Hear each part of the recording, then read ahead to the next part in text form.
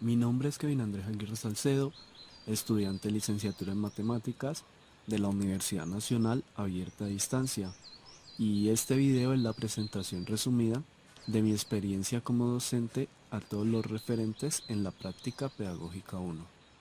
Ahora vamos a ver el material didáctico, el cual fue diseñado para el grado octavo del Colegio Mixto José Manuel Guzmán, el cual soy docente titular de la materia de matemáticas, y durante el proceso de preparación me di cuenta del error que estaba cometiendo con ayuda del tutor acompañante Jorge González, el cual fue muy útil en ese instante, que me hizo recapacitar acerca de las metodologías que estaba implementando, las cuales eran en gran parte de ellas conductistas, y la cual no es apropiado para unos estudiantes modernos con de pronto necesidades distintas a las de anteriormente. Estas metodologías no causaban motivación ni mucho menos eran de fácil digestión para ellos. Como les venía diciendo, tuve un diseño antes de hablar con el tutor y un después, donde posteriormente había diseñado algo muy conductista basado en 4 fases. Equivoqué los caminos, pero estuve a tiempo de corregir. En esas fases, en esas 4 fases, trataban temas como la terminología de los polinomios, el cual teníamos como objetivo conocer los conceptos teóricos y prácticos de las expresiones polinómicas. En la fase 2, cualquier número era válido, era el nombre de esta fase, el cual era realizar operaciones básicas, adición y sustracción entre expresiones algebraicas. La fase 3, métodos distintos de los números naturales o reales, era la aplicación del producto y el cociente de las expresiones algebraicas polinómicas. Y en la fase 4 ya era encontrar varios números cuyos productos sean iguales a un número dado. El objetivo era reconocer, interpretar y aplicar propiedades requeridas en los distintos métodos de factorizar una expresión algebraica.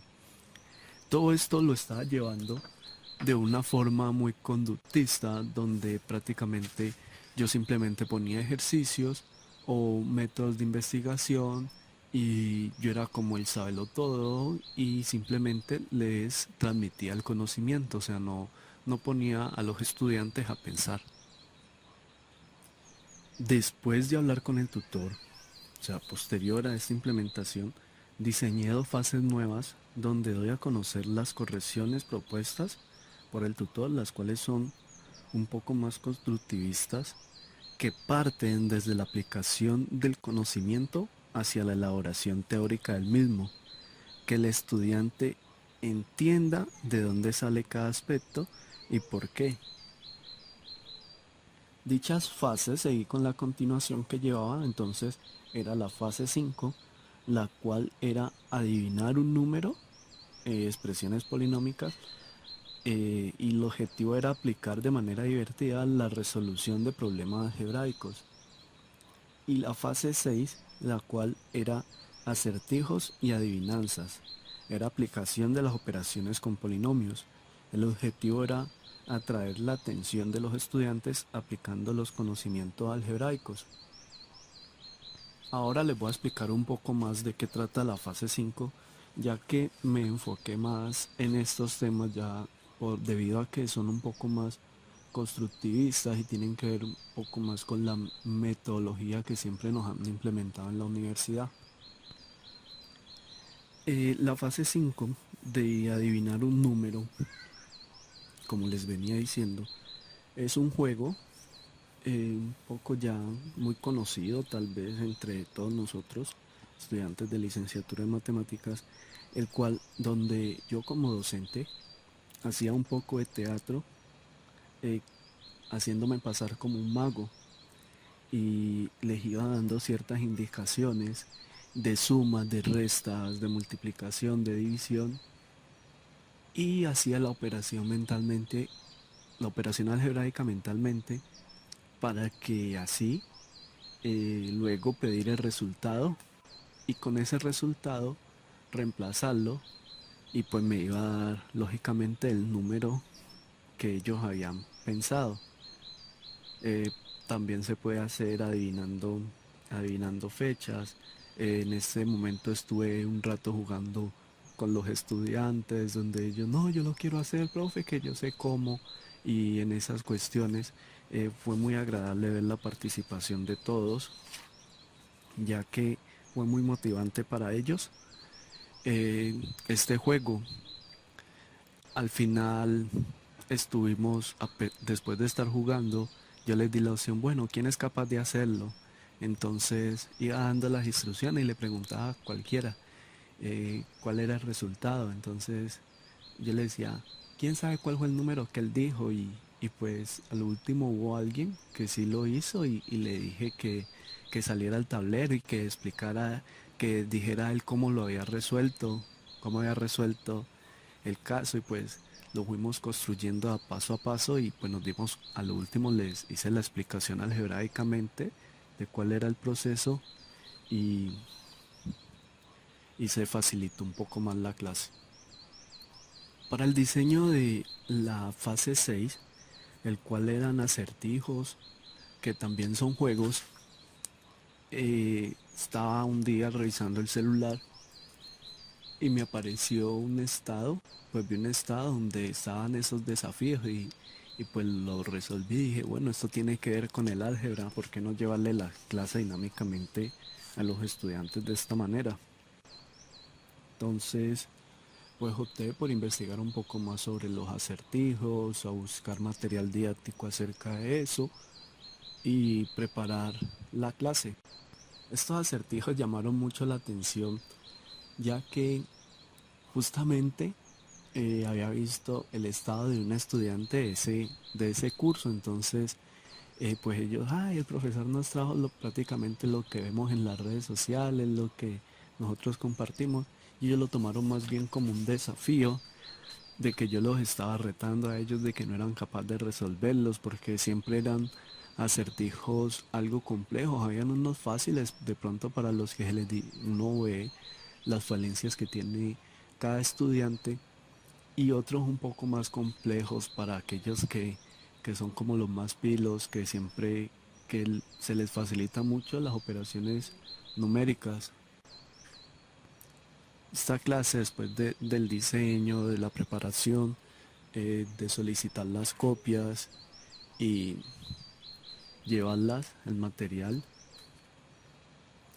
se los entregué con estas características de ver a quienes se les podría facilitar más y a quienes no. Entonces lo puse en modo de competencia. Después de que algunos ya empezaron a entregarlos, los más fáciles y los que no, empecé a decirles, no, está malo, o compruébalo, y cosas así que iban alimentando un poco más el juego y el desafío. Y lo fuimos rotando y estuvimos mucho tiempo interactuando con los mismos acertijos.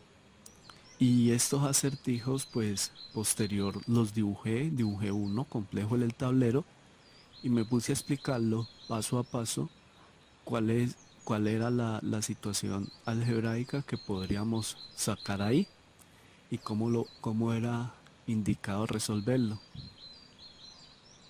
Ahora veremos sistematización de expresiones pedagógicas.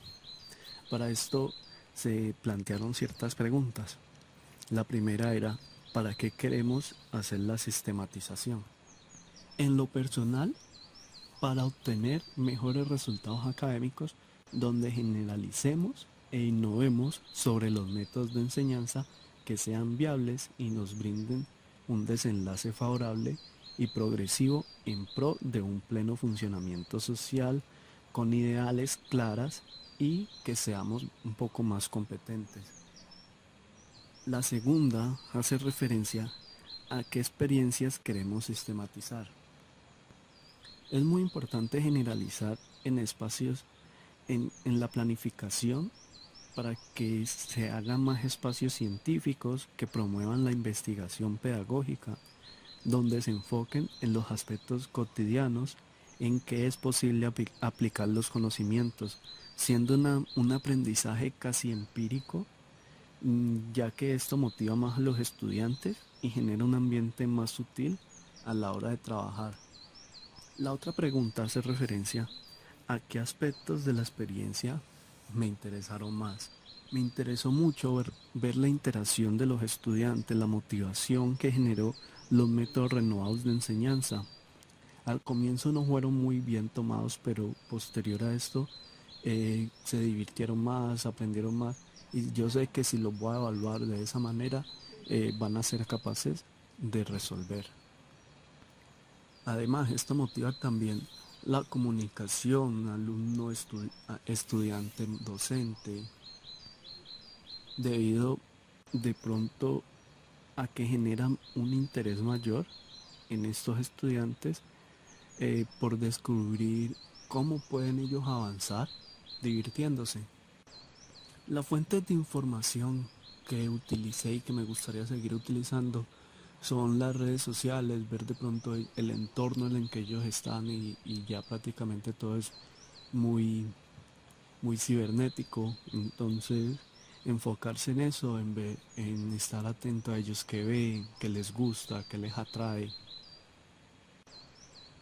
Y los procedimientos pues van enfocados también en ese mismo aspecto, como el más efectivo para realizar los procesos debe ir diseñado en pro de que el estudiante muestre interés por adquirir el conocimiento, porque si a un estudiante no le interesa aprender, es muy difícil de que lo haga, porque se cierra, se bloquea antes de siquiera intentarlo. Ya para concluir, los puntos de llegada de la práctica tratan de que en general la práctica pedagógica fue muy buena y provechosa. No fue un gran desempeño de mi parte porque equivoqué los caminos y la realización del convenio con el colegio fueron muy complejos. Pero también fue satisfactoria por todo lo que aprendí, ya que los errores uno aprende un poco más. El tutor acompañante, a pesar de no realizar la visita, siempre buscó alternativas como los videos y los encuentros por Skype para, para realizar las sugerencias y recomendaciones sobre mi proceso de práctica. El ambiente laboral del colegio es apropiado a pesar de no manejar una metodología moderna, sino más bien tradicional. Se presta para trabajar debido al apoyo que se obtiene desde la parte administrativa hasta en la parte de los compañeros docentes. La población de estudiantes en su mayoría es respetuosa y dispone siempre con las mecánicas que se emplean. Y ya como recomendaciones, el manejo de un sistema constructivista sería apropiado, pero no solo en algunas materias, sino en todas las áreas, donde no sea tan traumático para los estudiantes el enfrentarse con nuevos métodos y se puedan apoyar unas áreas con otras. Muchas gracias, fue una práctica muy provechosa.